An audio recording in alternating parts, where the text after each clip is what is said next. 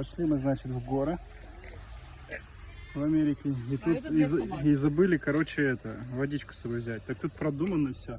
Нажимаешь на кнопочку, водичка течет. Здесь такая пить. А здесь, ёпти, для собак, мужики. Для собак, ребята, представляете? Как водичка? Нормально. Ржавчины не отдает. Не отдает? И можно в горы ходить с коляской. Везде все асфальтировано. Красота. Туалеты, все обустроено.